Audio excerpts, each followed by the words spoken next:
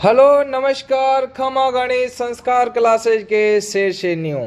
तो प्यारे बच्चों तैयार हो जाएं, क्योंकि आज हम आप लोगों के लिए आपकी आने वाली एग्जाम BSTC 2023 के लिए 50 बड़े ही इंपॉर्टेंट क्वेश्चन कराने वाले हैं, जो कि आपके एग्जाम के अंदर हुआ देखने को मिलने वाले हैं। मतलब समझ लेना कि ये आप लोगों का पेपर हो रहा है, इसलिए आप लोगों को कमेंट भी करते रहना है कि आप लोगों के कितने क्वेश्चन सही होते हैं, ये भी आपको बताना है। तो ज्यादा टाइम ना लेते हुए चलते हैं अपने सीधे सीधे क्वेश्चनों की तरफ। पहला क्वेश्चन देख लेना है, निम्नलिखित में से पोंग बांध राजस्थान में किस नदी पर बनाया गया है। देखिए पोंग बांध राजस्थान में कौन सी नदी पर बनाया गया है, तो देखिए वो हो जाएगा आपका व्यास नदी पर आप लोगों का पोंग बांध बनाया गया है। ऑप्शन नंबर डी आप लोगों को लाडलो कर लेना है। अगला क्वेश्चन देखिए मेजा बांध राजस्थान में कौन सी नदी पर बनाया गया है। कौन सा बांध? मेजा बांध है, जो कौन सी नदी पर बनाया गया है? कोठारी नदी पर आप लोगों का मेजा बांध बनाया गया है। Option number A right answer आप लोगों को लगा लेना है। चलिए अगला देखते हैं, माही नदी की सहायक नदियां हैं, तो माही नदी की सहायक नदियां कौन कौन सी होने वाली हैं? एक तो आपकी चांप होगी, ओराई होगी, एरन होगी, एराब होगी। ऑप्शन नंबर सी आप लोगों को लगा लेना है। ऑप्शन नंबर सी एकदम राइट आंसर हो गया है। ठीक है लाडले बच्चों, अगला देख लेना है, निम्नलिखित में से राजस्थान की कुल स्थलीय सीमा है। तो राजस्थान की जो कुल स्थलीय सीमा है, तो लाडले बच्चों देखिए 5920 किलोमीटर की कितनी हो जाएगी? 5920 किलोमीटर आप लोगों का बिल्कुल सही हो जाएगा आपका ऑप्शन नंबर बी। अगला देखिए, राजस्थान का प्रवेश द्वार एवं पूर्वी द्वार कहलाता है। देखिए राजस्थान का प्रवेश द्वार और पूर्वी द्वार आपका भरतपुर कहलाता है, लेकिन अगर आ जाए आपका एग्जाम के अंदर कि सिंह द्वार कौन सा कहलाता है, वो आप लोगों का अलवर कहलाता है। अलवर है जो, ठीक है, ये भी आप लोगों को लिख लेना है। अगला देखिएगा, जो आधुनिक राजस्थान के निर्माता माने जाते हैं। आधुनिक राजस्थान के जो निर्माता माने जाते हैं ना, कौन माने जाते हैं? तो आधुनिक राजस्थान के निर्माता मोहनलाल सुखाड़िया माने जाते हैं। Option number C. और आप लोग भी कमेंट करते रहें जल्दी जल्दी। ये जो अगला क्वेश्चन देखिए, निम्नलिखित में से अहिच्छत्रपुर का वर्तमान नाम क्या है? देखिए जयपुर होगा, नागौर होगा, तारागढ़ होगा, बीकानेर होगा। अहिच्छत्रपुर का जो वर्तमान नाम है ना, देखिए नागौर। नागौर का पहले नाम क्या था? अहिच्छत्रपुर था। ऑप्शन नंबर बी आप लोगों को लगा लेना, नागौर का पहला नाम अहिच्छत्रपुर था। ठीक है, अगला देखिए, निम्नलिखित में से राजस्थान के किस नगर के संबंध में कहा जाता है कि केवल पत्थरों की टांग ही आपको वहां पर ले जा सकती है? कौन सा नगर है वो हो जहां पर जाने के लिए पत्थरों की टांग का होना अत्यंत आवश्यक है? तो देखिए जैसलमेर के बारे में कहा जाता है कि केवल पत्थरों की टांग ही आपको वहां पर ले जा सकती है। ठीक है, अगला क्वेश्चन देखिए, राज्य का 32वां जिला करौली कब अस्तित्व में आया था? देखिए 32वां जो जिला बना था करौली, ये आया था आपका देखिए 19 जुलाई 1997 के अंदर है जो, ठीक है। लेकिन लाडले बच्चों आप लोगों का जो 33वां जिला प्रतापगढ़ बना था वो 2008 के अंदर बना था। ठीक है, अगला क्वेश्चन देख लेना है, वर्तमान राजस्थान का निर्माण किस तिथि को हुआ था? वर्तमान राजस्थान का निर्माण हुआ था कौन सी तिथि को हुआ था? देखिए ये होगा आपका 1 नवंबर 1956 को। कब होगा? 1 नवंबर 1956 आप लोगों का बिल्कुल सही होगा आपका ऑप्शन नंबर डी। और लाडलो बच्चों आप लोगों को बता देते हैं, अगर आप लोगों ने चैनल को सब्सक्राइब नहीं किया तो कर लेना, लाइक नहीं किया तो लाइक भी कर देना है, क्योंकि आपको पता है एग्जाम के आपके कुछ ही दिन शेष बचे हैं, मतलब 2 महीना भी नहीं बचे हैं। ध्यानपूर्वक, क्योंकि अगस्त में तो आप लोगों का एग्जाम होगा ही, इसलिए लाडले बच्चों पढ़िएगा। और अगर आप लोगों को लेने राजस्थान जीके के 50 पूरे के पूरे नंबर लेके आने, कितने? 50 में से अगर 50 नंबर लाने हैं ना, तो आप लोगों को डेली ये क्लास होती है आपकी 7 बजे। जो कितने बजे होती है? 7 बजे क्लास होती है। तो इस क्लास को डेली यूज करना और डेली लेना है आप लोगों को। ठीक है, चलिए अगला क्वेश्चन देख लेना है। देखिए जॉर्ज थॉमस द्वारा सन 1800 ईस्वी में राजस्थान के क्या नाम दिया गया था? राजस्थान का जो नाम दिया गया था 1800 ईस्वी में, देखिए इसे राजपूताना दिया गया था। ठीक है, देखिए राजपूताना किसके जरिए दिया गया था, इसके बारे में भी आप लोगों को बताना है। Central and western Rajput state of Indian पुस्तक का अन्य प्रसिद्ध नाम बताइएगा आप लोगों का। तो देखिए अन्य प्रसिद्ध इसका नाम था ना, else and antiquity of Rajasthan is the right answer होगा आपका बी आंसर। ठीक है, बी आप लोगों को लगा लेना। अगला देखते हैं, निम्नलिखित में से राज्य के 33वें जिले प्रतापगढ़ का गठन कब हुआ था? मैंने अभी आपको बताया था 33वें जिले प्रतापगढ़ का जो गठन हुआ था वो 26 जनवरी 2008 को हुआ था, ठीक है, 26 जनवरी 2008 को। और कोयल भी यहाँ पर बोल रही है कू कू, ऐसे बोल रही है। चलिए, स्वतंत्रता के समय राजस्थान में कितने ठिकाने एवं रियासतें थी? स्वतंत्रता के बारे में बात की गई है। 19 रियासतें और ठिकाने कितने थे भाई? 3 ठिकाने थे। कितनी? 19 रियासतें, 3 ठिकाने। अगला देखते हैं, स्वतंत्रता के पश्चात राजस्थान के पहले एवं एकमात्र प्रधानमंत्री बनाए गए, पहले थे एवं एकमात्र थे, वो कौन से हो जाएंगे आपके? हीरालाल शास्त्री। क्या हो जाएगा लाडले बच्चों? हीरालाल शास्त्री। बिल्कुल आप लोगों का सही होगा, ऑप्शन नंबर सी है जो, ठीक है। अगला देखते हैं, सम्राट पृथ्वीराज चौहान तृतीय के पिता कौन थे? जो पृथ्वीराज चौहान के तृतीय के पिता थे ना, तो कौन थे भैया? तो देखिए ये हो जाएगा आपका सोमेश्वर है जो, ठीक है। Option number B right answer होगा आपका सोमेश्वर, एकदम राइट आंसर लगा लेना है, ठीक है। चलिए अगला देखते हैं, चौहान वंश का प्रथम शासक कौन था? चौहान वंश के प्रथम शासक के बारे में बात की गई है, तो बताओ कौन था भाई? तो देखिए वासुदेव थे ना, Vasudev. Option number C right answer का वासुदेव थे चौहान वंश का प्रथम शासक। और लाडले बच्चों आप लोगों को कमेंट जरूर करते रहना, टिके रहना, क्वेश्चनों को सारों को देखना, 50 में 50 नंबर लाने। तो राजपूतों की उत्पत्ति से संबंधित अग्निकुंड के सिद्धांत से किस वंश का उदय नहीं हुआ था? सोलंकी, राठौड़, परमार या चौहान? देखिए इसका आंसर क्या हो जाएगा आपका? Rathore is the right answer हो जाएगा आपका, राठौड़ जो है ना, राठौड़। ऑप्शन नंबर बी आप लोगों का बिल्कुल सही होगा, राठौड़ जो। अगला देख लेना है, किस अभिलेख में शाकंभरी के चौहान शासकों की उपलब्धियों का वर्णन मिलता है भाई? यह कौन सा होगा शाकंभरी के चौहानों के बारे में? देखिए सामोली का अभिलेख होगा, बिजोलिया का अभिलेख होगा, कीर्ति स्तंभ प्रशस्ति जो 1460 की है, और चिरबा का अभिलेख। इसका आंसर क्या लेना कर लेना? बिजोलिया अभिलेख। ऑप्शन नंबर बी आप लोगों का बिल्कुल सही हो जाएगा, बिजोलिया अभिलेख। अगला देखिएगा, जो मोहम्मद गौरी व पृथ्वीराज चौहान के मध्य तराइन का प्रथम युद्ध कब लड़ा गया था? देखिए तराइन का युद्ध लड़ा गया था ना, प्रथम युद्ध के बारे में पूछ गए। तराइन के देखिए एक संग लड़े गए थे जो दोनों युद्ध थे, एक तो आपका 1191 में लड़ा गया था और एक आपका 1192 के अंदर लड़ा गया था, ठीक है।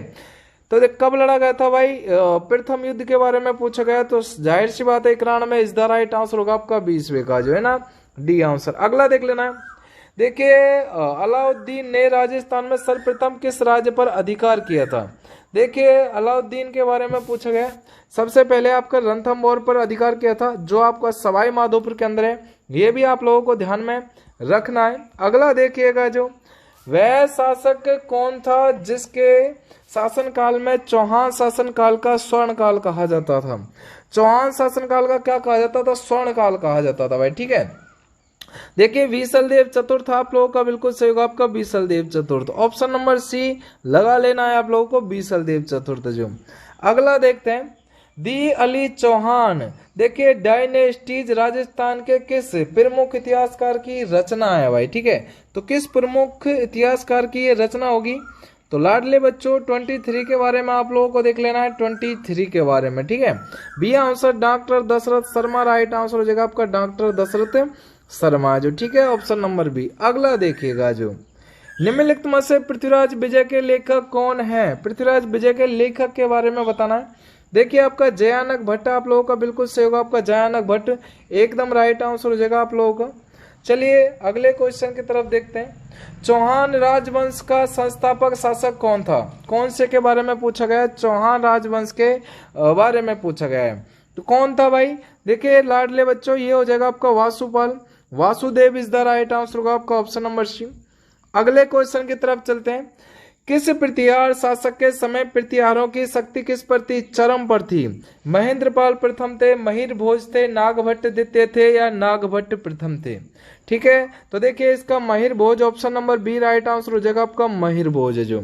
अगला क्वेश्चन देख लेते हैं, देखिए आदि वरा की उपाधियां धारण करने वाला शासक कौन था जिन्होंने आदि वरा की उपाधियां धारण की थी? तो देखिए वो थे आपके महिर भोज। कौन से थे? आदि वरा की उपाधियां धारण करने वाले थे महिर भोज। अगला देखते हैं, किस प्रतिहार शासक ने गंगा में जल समाधि ली थी? देखिए गंगा के अंदर क्या ले ली थी? जल समाधि ले ली थी। बताओ किसके जरिए ली गई थी? तो देखिए नागभट्ट द्वितीय के जरिए ली गई थी। नागभट्ट द्वितीय के जरिए गंगा में क्या ले ली थी? जल समाधि ले ली गई थी। अगला देखते हैं, मेहनोत नैन्सी द्वारा उल्लेखित गुर्जर प्रतिहारों की 26 शाखाओं में से कौन सी प्रमुख 2 शाखाएं हैं? 26 शाखाओं में से 2 प्रमुख शाखा ना, एक तो आपका मंडोर का खासा एवं भीनमाल का खास, ठीक है। ऑप्शन नंबर बी आप लोगों को लिख लेना है, ठीक है ना। अगला देखिएगा, तराइन के युद्ध का विस्तृत विवरण किस ग्रंथ से प्राप्त होता है? बीसलदेव रासो, खुमान रासो, पृथ्वीराज रासो, हमीर रासो। चलो भाई इसके बारे में देखते हैं। नंबर 30 का आंसर क्या होने वाला है?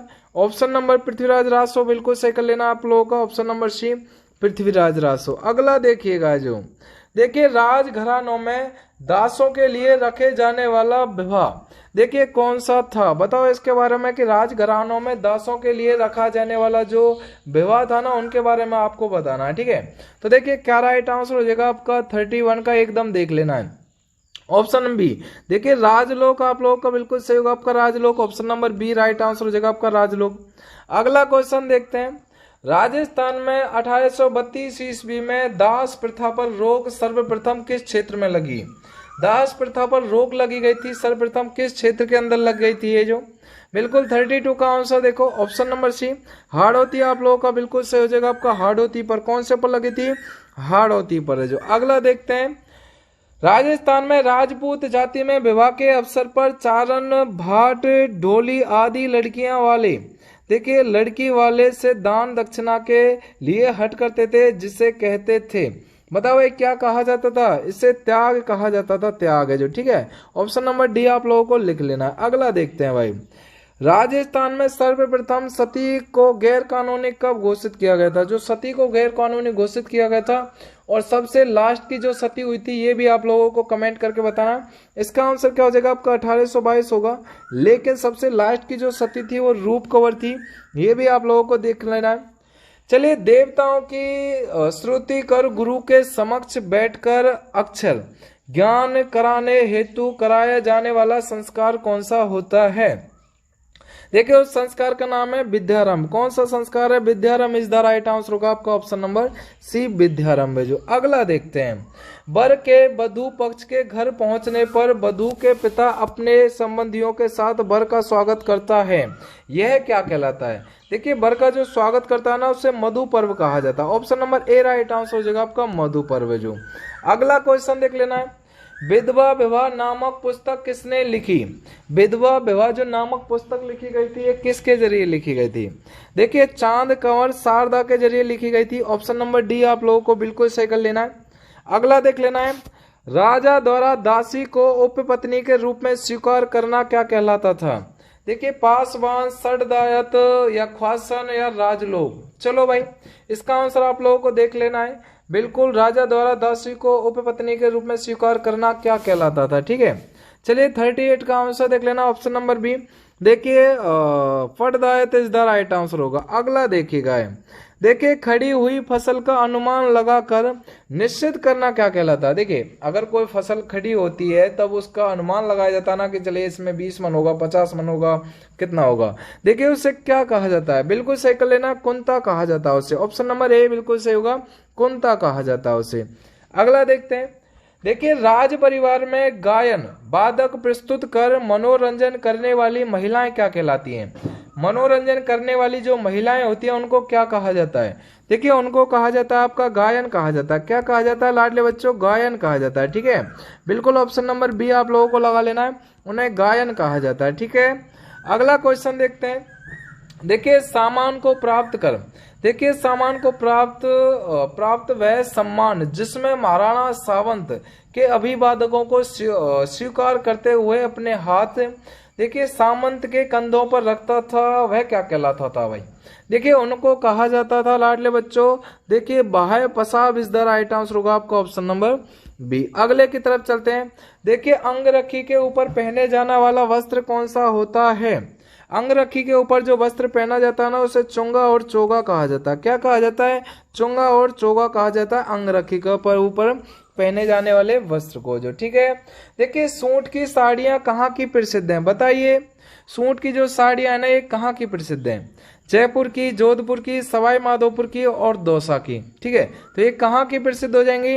ये सवाई माधोपुर की प्रसिद्ध हो जाएंगी, option number C right answer होगा आपका, सवाई माधोपुर जो। अगला क्वेश्चन देखते हैं, देखिए ताराभात की ओढ़नी किस जाति की महिलाओं में लोकप्रिय है? ताराभात की ओढ़नी के बारे में पूछा गया, किस महिलाओं में लोकप्रिय है? भील होगा, मीना होगा, सांसी होगा या आदिवासी होगा? ठीक है, आंसर देखो इसका क्या होने वाला है, इसका आदिवासी, ऑप्शन नंबर डी बिल्कुल सही होगा आप लोगों का, आदिवासी है। जो अगला देख लेते हैं, निम्नलिखित में से कान का आभूषण नहीं है, तो बताओ भाई कान का आभूषण कौन सा नहीं होगा? देखिए सुरलिया, अंगोटा या जमेला या हो जाएगा आपका जालरो। ठीक है, तो 45 का आंसर देख लेना है, इसे जालरो बोला जाता है, ऑप्शन नंबर डी आपको बिल्कुल कर लेना है, जालरो। अगला क्वेश्चन देखते हैं, देखिए 1823 में कैप्टन कार्व ने किस रियासत का प्रबंध अपने हाथों में ले लिया और महाराणा को 1000 रुपये मासिक नियत कर दिया गया था? ठीक है, तो देखो कौन थे, बिल्कुल जोधपुर के थे, और जोधपुर की स्थापना कब हुई थी? 1459 के अंदर हुई थी। देखिए झालावाड़ प्रजामंडल की स्थापना मांगीलाल भव्य ने कब की थी? मांगीलाल जो भव्य के अंदर की गई थी ना, ये की गई थी आपकी 1946 के अंदर। ठीक है, 1946 option number A right answer आप लोगों को लगा लेना है, 1946 है जो। ठीक है, चलिए अगला क्वेश्चन देखते हैं। देखिए अप्रैल 1942 में गठित कुशलगढ़ प्रजामंडल के अध्यक्ष कौन थे? गठित जो प्रजामंडल अध्यक्ष थे ना, वो थे आपके Bhanwarlal Nigam, option number A right answer होगा आपका, भंवरलाल निगम है जो। ठीक है, एकदम करेक्ट आंसर कर लेना है।